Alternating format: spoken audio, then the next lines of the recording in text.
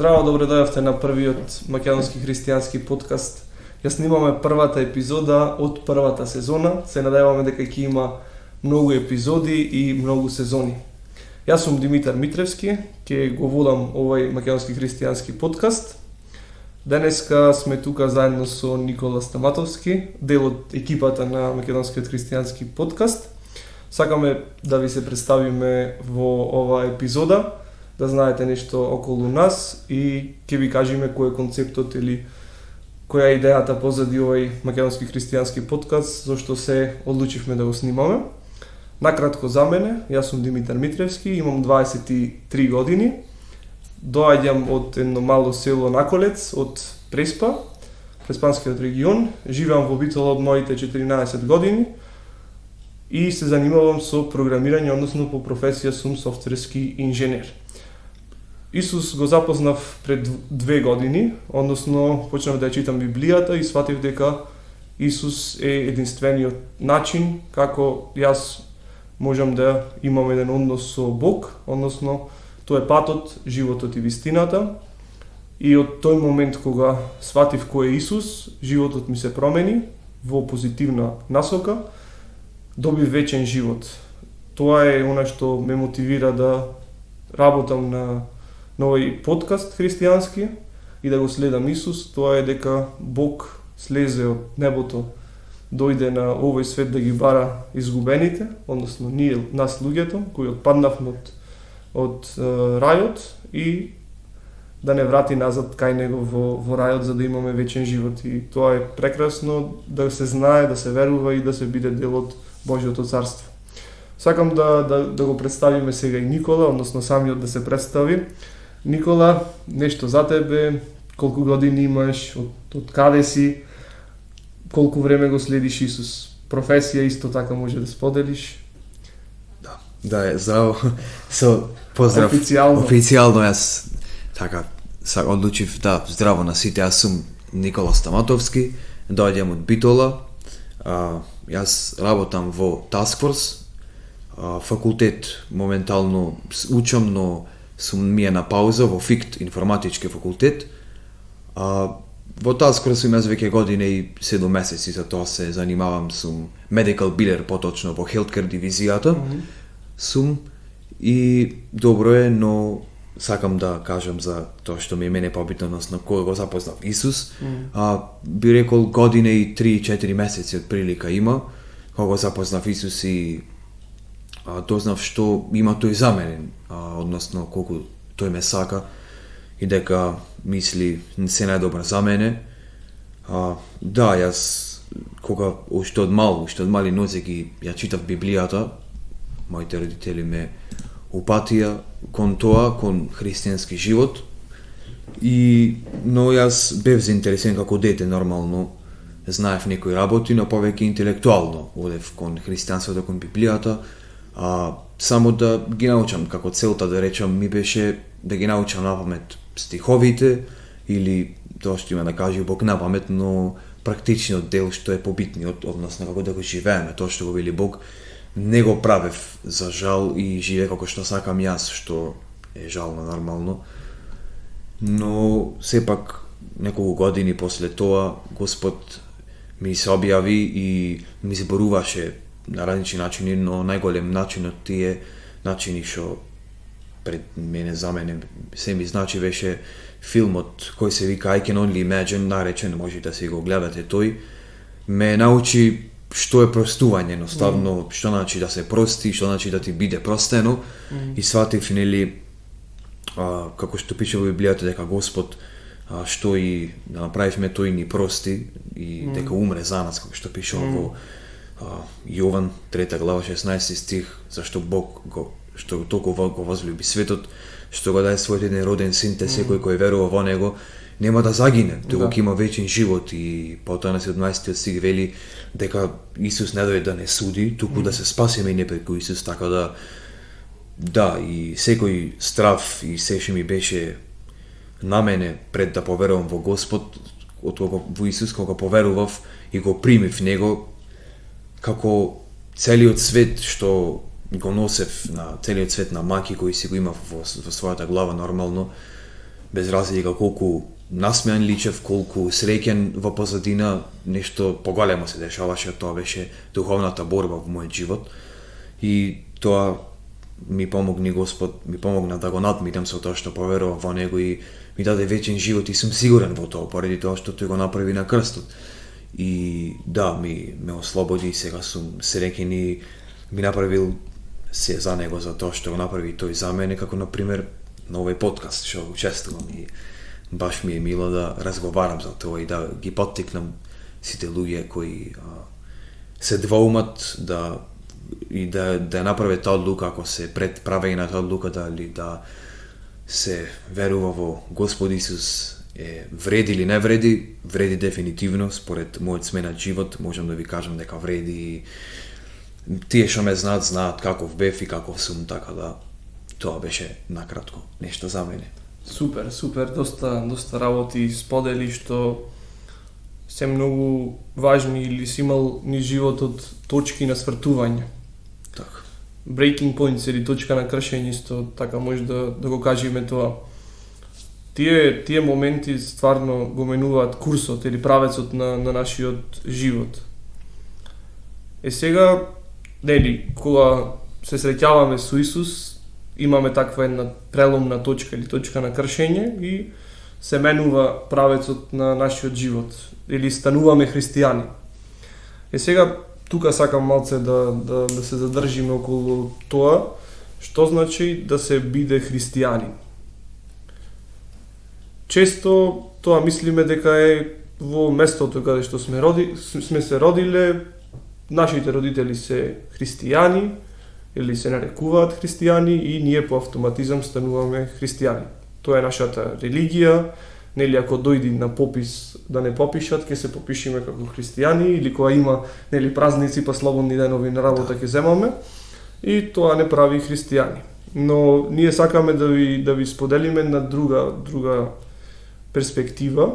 Значи, јас за мене можам да кажам дека пред да поверувам, односно да сватам кој е Исус и што направи тој за мене, дека преку него моите гревови се простени, дека тој умре на крстот за моите гревови и воскресна на третиот ден, ме избави, значи, од гревовите, ми ги прости гревовите, односно тој беше таа плата за моите гревови, односно тој ја плати казната за моите гревови.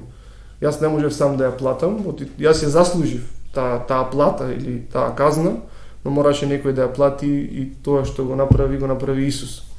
И од тогаш станав христијанин, значи јас претходно не бев христијанин. Зошто не бев? Па воопшто не размислував за тоа што кажува Библијата. Си живеев онака како што мене ми одговара, моите планови, моите цели, се мое да се исполни јас што си мислам, Библијата и Бог настрана. Да, сега имаше празници како Великден, Божик, имаше убава храна подготвена дома, па уживаш на трпезата, но тоа е неколку дена и во тие неколку дена дали размислува воопшто на Бог. Но моментот кога ја стигнав таа точка на кршење, односно се запознав лично со Исус и сватив кој е Исус, тогаш јас почнав да живеам христијански. Односно, во секоја моја одлука се трудам да размислувам на начин како што размислува Исус, односно што кажува Библијата во однос на таа ситуација или како треба да постапам. Бидејќи во животот, нашиот живот се состои од одлуки. Во зависност од какви одлуки ќе направиме, таков ќе биде резултатот. Но кога се трудиме да живееме според Библијата, според Словото, односно онака како што сака Бог, тогаш нашиот живот е достоен живот, односно еден живот каде што се бориме за праведност, се бориме за љубов, љуби го ближниот како себе си, една од заповедите кои ни ги кажува Исус. Така да се менуваат работите во суштина. Значи ние она што бевме, повеќе не сме и еден нов живот, навистина тоа е нов живот со нови цели, а целта која сакаме да ја постигнеме, односно која веќе ја постигна Исус е вечен живот, односно не е само за на овој свет, туку има воскресение од мртвите и вечен живот кој веќе започна моментот кога сме ставиле нашата вера целосно во Исус, ние имаме еден нов живот и нашиот карактер веќе е сменет од тој што беше, значи во целта на нашето живење е сега Исус, односно Исус живее во нас, а претходно живеевме ние еден егоистичен живот, каде што се сакавме да се врти околу нас и центарот мислевме дека сме ние. Тоа, да речам, за мене значи да се биде христијанин, да се следи Исус во се. Значи, ќе се сретниме со секакви ситуации во животот, но Исус е верен, треба и ние да сме верни на Него, односно да нашата доверба, надеж и вера да биде во Него и еден чекорење, секојдневно живење со Бог, учење од Него и следење на Него. За тебе, Никола, што значи да се биде христијанин? Да, добро прашање, Димитар, сакам да кажам, како што знаеме ние да си кажеме, би изеде зборовите тоа што треба да кажам. Слично, да, исто мислење како тебе, но сакам да додадам мисла така како читаме во Библијата, Светото писмо, кога се формираше првата црква. Исусовата црква која, значи, сите верници кои веруваат во Него, во апостолски дел ќе прочитаме во првите глави, таму пишува кога се собра христијаните во името на Исус и правеа тоа што го вели Исус, баш мислам дека последниот стих е од таа глава и пишува биле наречени христијани. И не ја немало таа нормално поделба која ние луѓето без разлика од каква позадина знаеме да ги правиме, нели, различни поделби на луѓе кои тоа не е сепак библиски, не е од Господ. Господ не ги прави тие поделби и промени, туку Господ ги создаде сите луѓе да се подеднакво покоруваат на Него, а ние луѓето сме тие што ги правиме промените. Затоа што ги правиме промените и поделбите помеѓу народите. Затоа секој кој што кажа ти, секој што пишува пред себе Светото писмо, кој верува во Господ Исус, ја става надежта во Него, е достоен да се каже Божје дете, односно христијанин. И тоа пред се исто така да го прави тоа што Исус му го заповеда, да го живее како што живееше Исус, на некој начин и да биде пример за општество како да се биде христијанин, односно не само на збор, туку преку дела и да го прави она што го пише и во Библијата и да има страхопочит, односно богојазливост према Господ. Да, дефинитивно така е. Сега ќе отвориме на интересна тема или прашање, зошто Библијата е веродостојна книга, или зошто во Библијата веруваме дека е вистината за нас христијаните секако. Библијата е пишувана од многу луѓе, низ многу долг период, околу 1500 години, значи Стариот и Новиот Завет. Новиот Завет е пишан на старогрчки и она што е суштинско или многу важно, например, јас ќе ве референцирам или ќе ве насочам во книгата Исаија, конкретно за Исус. Во 53 глава, Исаија е некаде 500-600 години пред раѓањето на Исус Христос, односно доаѓањето на Бог во тело, на Божиот Син. Она што Исаија го пишува е јасната слика за она што ќе се случи со Месијата или со Христос. Христос е истото значење со Месија или помазаник, тоа е значењето. Христос е на грчки, титулата значи на Месија. И во таа глава, може да си ја прочитате, значи во Исаја 53 глава, јасно кажува за доаѓањето на Исус. Тоа е едно од пророштвата, да речем, нели, пророштво е нешто што е предскажано, односно се кажува пред да се случи и тоа се случува после одреден период. Тие пророштва, значи, за Исус и за различни случувања ни светот и за времето денес во кое живееме, значи, Библијата е завршена први век. Од, нели, последната книга ни е Откровение според Јован, апостолот Јован, некаде 100 и некоја година е, значи крајот на први век, почетокот на втори, така нешто, или 96-та година, не се сеќавам точно, може да се провери, значи, овој факт. И во тоа Откровение според Јован, исто ви ја препорачувам, последната книга од Библијата, се зборува за времето во кое живееме денес, а исто и книгата, значи, има и во посланијата од пишање од апостолите до црквите, Исто така се спомнува за денешните случувања, дека какви ќе бидат луѓето денес и тоа го гледаме во нашето општество и тоа е еден голем доказ лично за мене дека Библијата е веродостојна, но исто така она што е уште по-фасцинантно за мене е тоа дека сум имал лично искуство со Бог, односно Бог ми се објавил и ми кажал дека Библијата е веродостојна книга и стварно ме променил. Значи не е Библијата како некоја друга книга, туку е едно живо слово, слово кое дава живот. Тоа сакам да го кажам, бидејќи ме променило.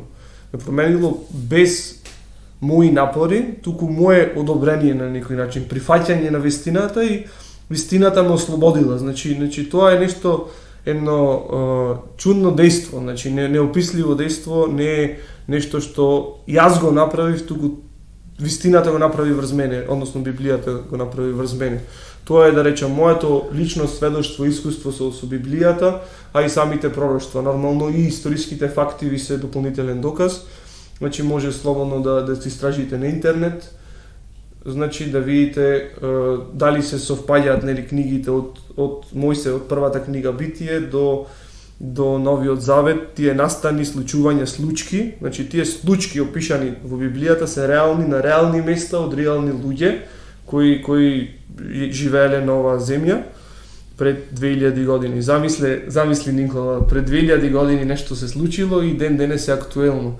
Тоа е она што е фасцинантно. Значи имаме пророштва и за денес, пророштва и за иднината. Значи денес што се случуваат и во иднина што ќе се случат во блиска иднина и тоа е нешто што е фасцинантно и е веродостојно. Човек не може да знае што ќе се случи после една минута од сега, Бог знае се што се случува и тоа е голем доказ дека Библијата е пишана, односно вдахновена од Бог, така кажува Словото.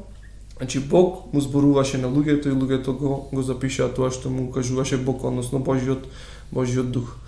Сега ме интересира, јас малце дадов контекст околу ова, односно јас што мислам во однос на тоа дали Библијата е веродостојна и зошто е веродостојна, некои аргументи и мои верувања. Зошто ти веруваш лично дека Библијата е веродостојна книга? Да, интересно ми беше кога го кажа поентата негова, кога спомна како например за главата Исаја 53, јас исто така сакам да се навратам во Стариот Завет, конкретно во псалмите, кој псалм точно не знам, може да се најдете ке после нема проблем, но да, може да запишиме во description, например. Така, сите стихови ќе бидат убавезно во дескрипција без гајле. Што сакав да кажам беше кога пишува исто така предскажување за тоа што ќе се деси откако ќе биде раснат Исус на крстот, кога ќе пишува во псалмот, на некој начин го објаснува како Исус се чувствуваше додека беше на тој крст и што каже и тоа што го кажа бидна. Едно тоа што навистина ми остави печат ако беше кога ќе кажи ме напоја со киселина, кога ќе кажи и во псалмите, псалмистот во псалмите и потоа кога ќе видиме во Јован, кога ќе го распнат Исус, навистина кога ќе му дадат тој сунгерот со киселината да кога ќе рече на трска Исус кога ќе рече ожеднав, дајте ми нешто да се напијам заради тоа што треба да се исполнат пророштвата. Пророштвата нели од псалм како што спомнав.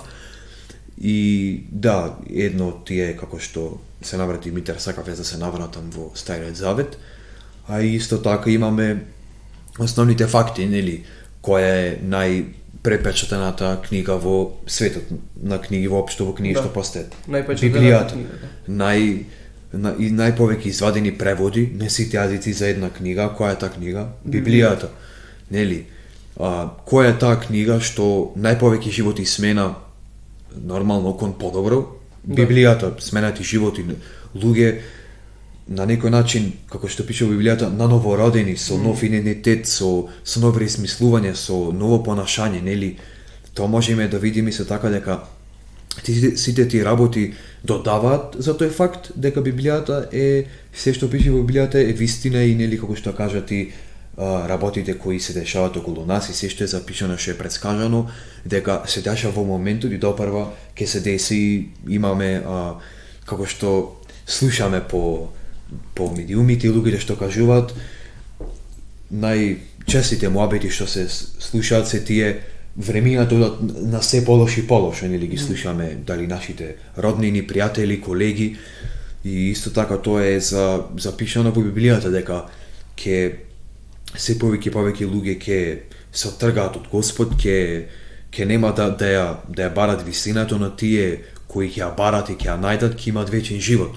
Но сепак тоа е како поттик за Господ што го напишал тоа преку неговите слуги, да секој што ќе го прочита тоа да види што се дешава во околината, во околностите, и да се запраша, нели, дека да си рече дека ова навистина е вистина тоа што го пишува и дека тоа што е запишано се дешава пред нашите очи, дека тоа е нешто што е запишано и видливо и можеме да го видиме сите, но дали не сакаме да преќутиме или да не го сватиме тоа или да го земеме за вистина, тоа е наше, нели, да наша работа, наш проблем, и тоа накратко од прилика тоа што би го кажал за Библијата. Да, дефинитивно Бог му дава на сите луѓе време, односно тој е многу трпелив, така пишува Библијата, долго трпелив, и секој сака да дојде до познавање на вистината. Значи Бог не носи до вистината, или тој е самиот вистина, кај него нема лага, а таткото на лагата е сатаната, односно ѓаволот. Така да тоа е многу важно. Значи секој човек има во себе потрага по вистината, освен ако сака да живее во лага, нормално. Епа ние христијаните секогаш сме во потрага по вистината. Односно Исус кажува: јас сум патот, животот и вистината. Значи трите најважни работи: пат, живот и вистина. Значи секој сака да живее вечно. Ни треба пат да следиме некој, значи тоа е патот, треба да го следиме, и вистината. Значи вистината е нешто многу скапоцено, да живееш во вистина, да знаеш што се случува. Понекогаш вистината боли, но сепак е вистина. И да боли е вистина. Да. Но исцелува, тоа е многу битно. Вистината исцелува и ослободува. Бидејќи кога живееме во лага сме во еден кафес и сме затворени во тоа. Сега ќе преминиме на нешто многу интересно или многу важно за она што зборува Библијата, или Библијата зборува за едно евангелие. Значи имаме 4 евангелија или автобиографии за животот на Господ Исус Христос. Зборот евангелие, нели, Библијата, новиот завет од Библијата е пишувана на старогрчки, и зборот евангелие доаѓа од старогрчкиот јазик, и тој значи радосна вест. Сега, радосна вест. Зошто радосна вест? Самото евангелие е толку многу едноставно и тоа ни зборува за победа над смртта. Односно, ние сите, како луѓе, сгрешивме, нема ниту еден праведен, нема никој да рече дека јас не сгрешив. Нели, тоа е ситуацијата како Исус кога беше и кога дојдеа фарисеите и кога сакаа да го искушуваат и кога имаше една жена фатена во прелюба. Тука е многу силно представена таа слика. Според Мојсеевиот закон, тие фарисеите му кажаат, тие се како свештеници од тоа време кои го имаа Стариот завет, и таму во Мојсеевиот закон пишува ако фатите жена во прелюба, треба да ја каменуват.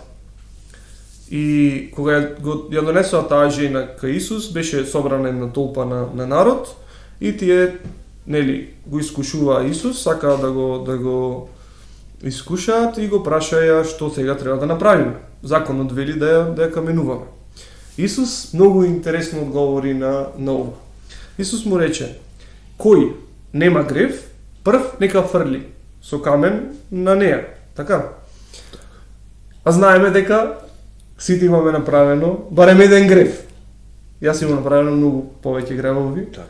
но ги признав, Исто. ги признав пред Бог. Така.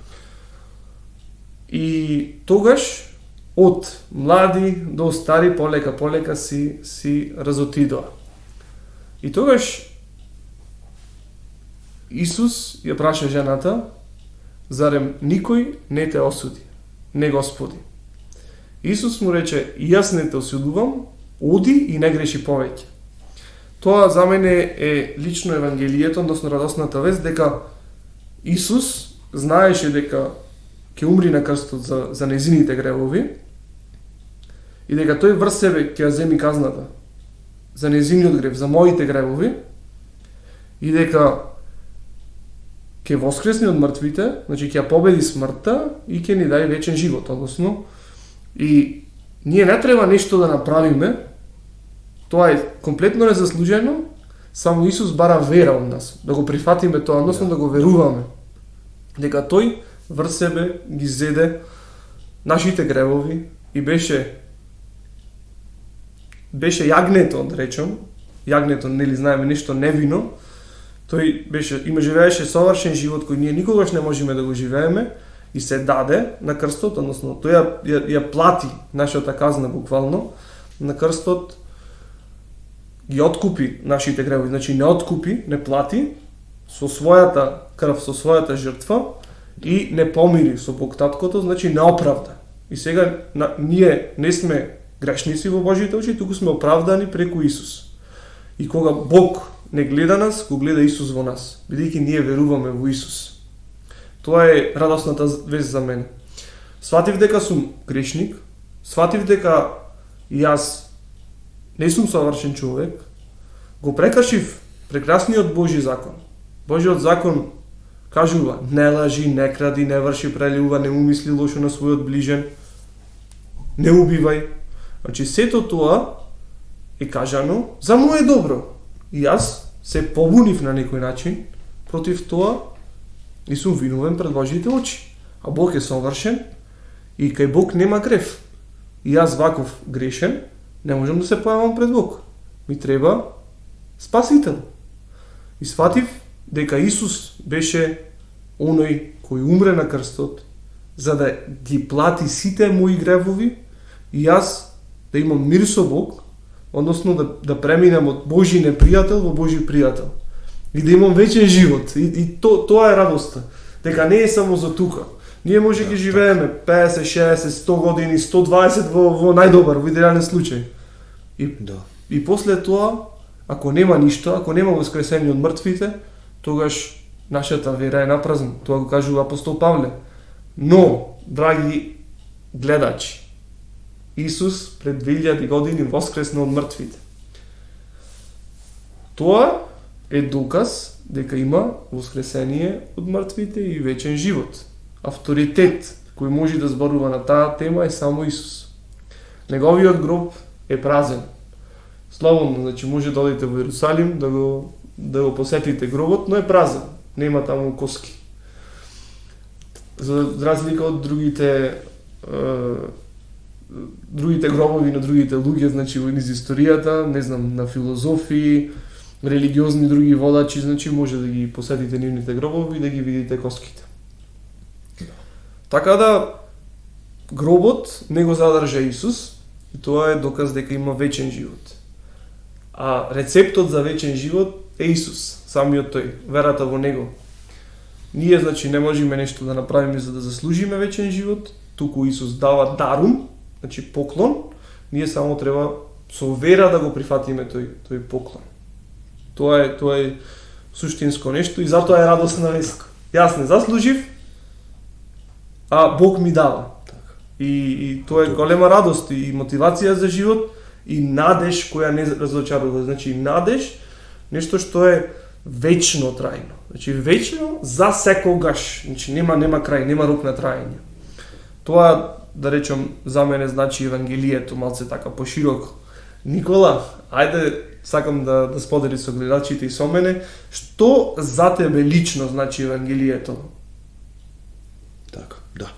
Да, добро, нели, добро е може и доброто прашање за Евангелието, но не е битните, ако не е битното. А Евангелието, да, во превод радосна вест, како што каже Димитар, тоа што не сме го заслужиле, сме го добили, односно, ако веруваме само да во Господ Исус Христос во неговата жртва, ще направи ќе имаме вечен живот. И не само на некој начин ќе речеме, туку и на вистина Господ беше тој што направи се, ние ништо не треба да направиме, војната е победена, работата е завршена, ние само треба да го прифатиме Исус, да се покаяме за нашите гревови и да го следиме со нашиот живот, да го следиме и да го слушаме него и да правиме тоа што ни вели тој и тоа што го правеше да го правиме и ние и имаме вечен живот, како што и пишува во Библијата Исус што кажува: јас сум воскресението и животот, секој што верува во мене, во тоа и да умре, пак ќе живее. И тоа исто така, таквите стихови кој човек да ги прочита без разлика на од каде доаѓа, во што верува, ќе се охрабри и ќе знае дека ќе се запраша барем дека и ќе си рече во себе: не е само тука, кога што спомнуваше ти, не е само овој живот кој е милив, кој 50 години, може 60, 80, 90 да живееме и после да мислиме дека е толку, но тука не е крајот.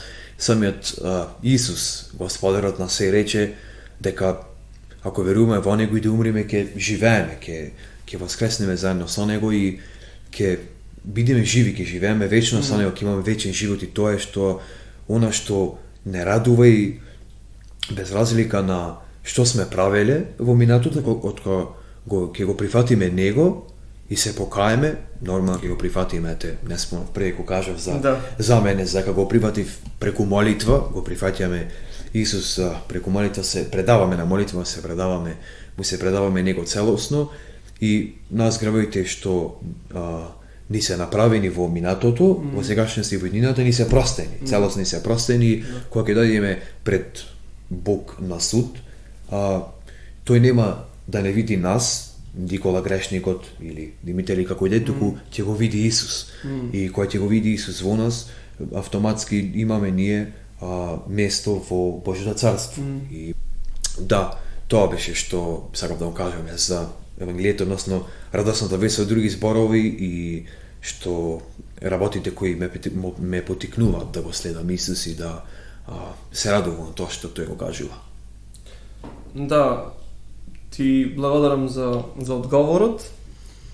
Сега сакам така да поразговараме за една тема која многу, или една фраза, една реченица што ја кажуваат многу луѓе. Тоа е: јас си верувам, но не сакам да навлезам. Јас сум имал доста такви одговори.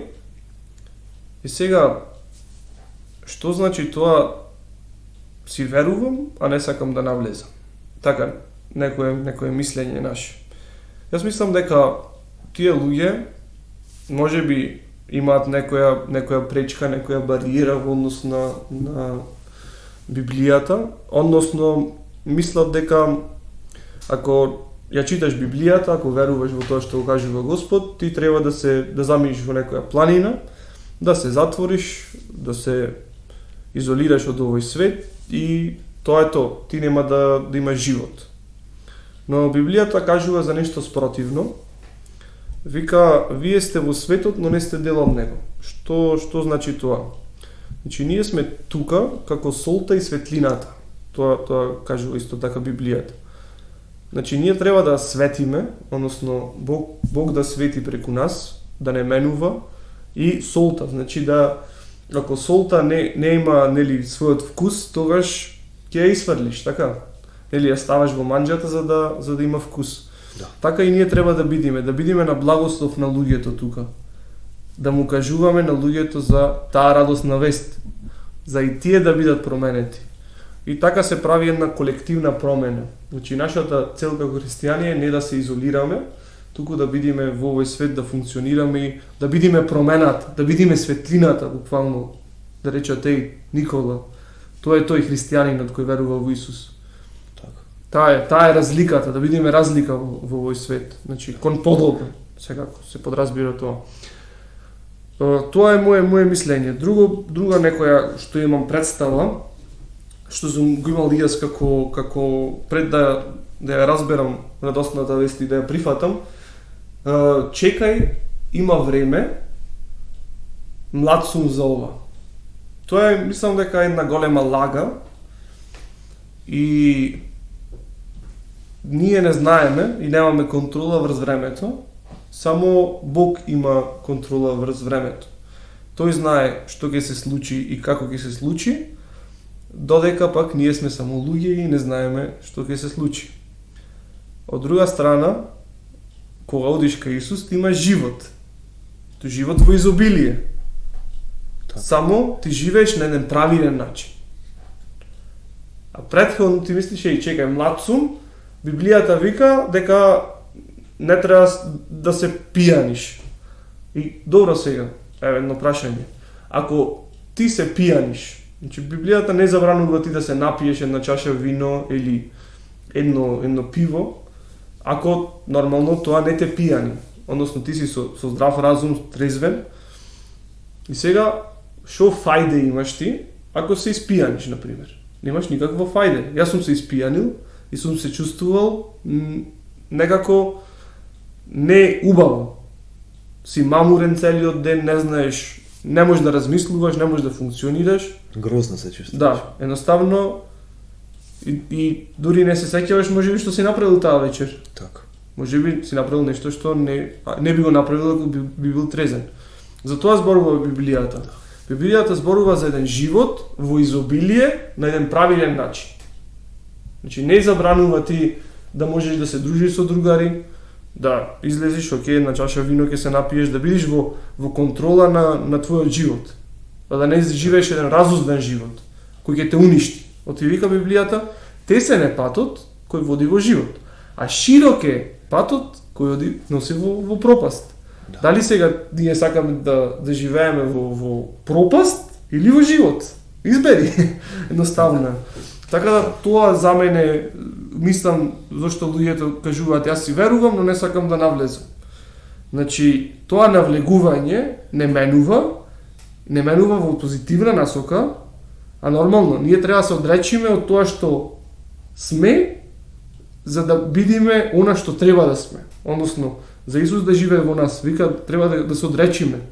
Јас се одрекувам да се пијанам, така? Да. Сакам да се прослави Исус во мојот живот. Нема да се пијанам, ќе му бидам послушен него. Да, можам да се напијам една чаша, ако сум при здрав разум. Но идејата е дека јас сакам да го прославам Исус. И ќе се одречам од себе си или од она што ме тера телото да го правам. Да. Тоа е, да речем, моето видување на ова прашање, оваа тема. Никола, што мислиш ти? Да, исто така интересна и ова тема ми се допаѓа, мене лично, и тоа што го спомна за сол и светлина, дека сме ние на светот и дека ние сме тие, односно што кои веруваме во Исус и тие сме што треба да додадеме за Божјото царство, да дадеме од нас се од себе. И се така Господ Исус во Библијата кажува, блажени се нозете на оние кои го проведат Евангелието на Господ.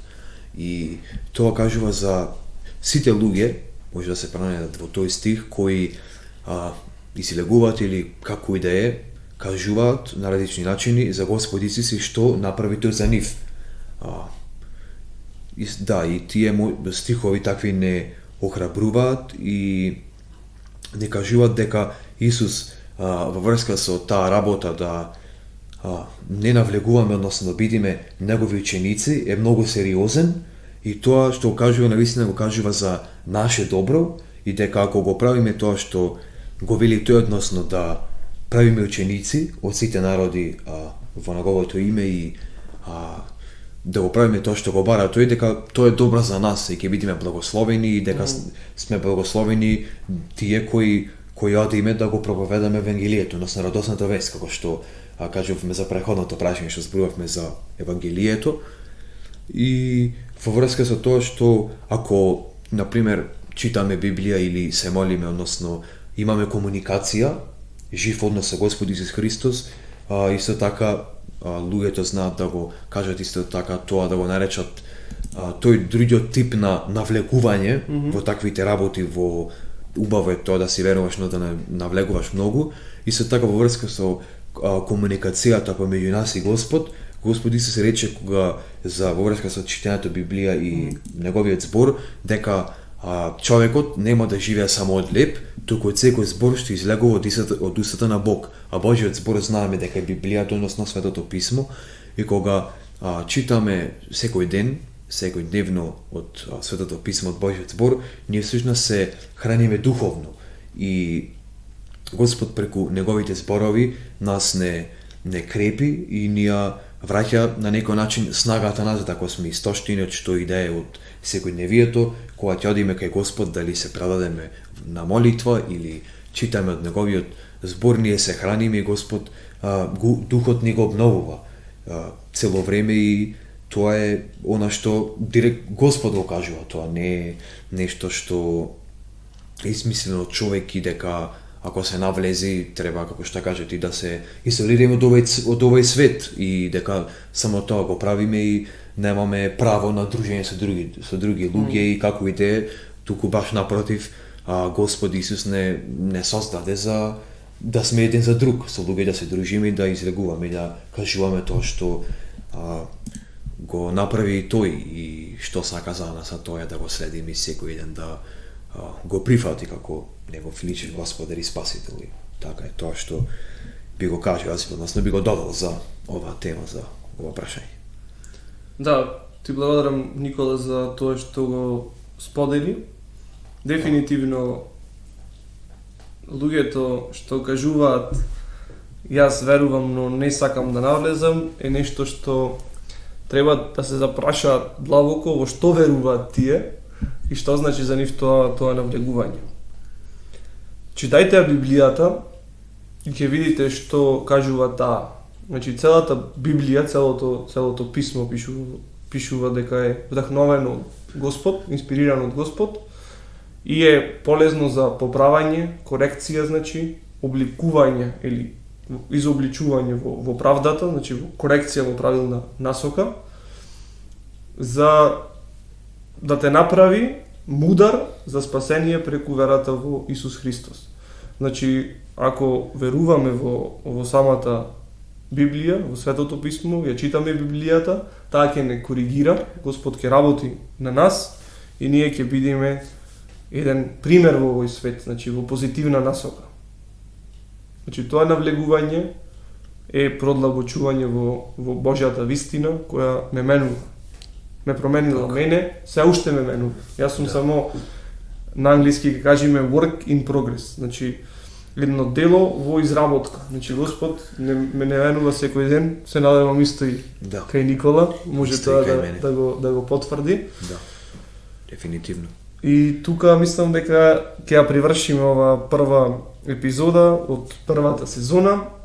Се гледаме во некоја наредна прилика, односно со втората епизода од првата сезона, со некоја наредна библиска тема.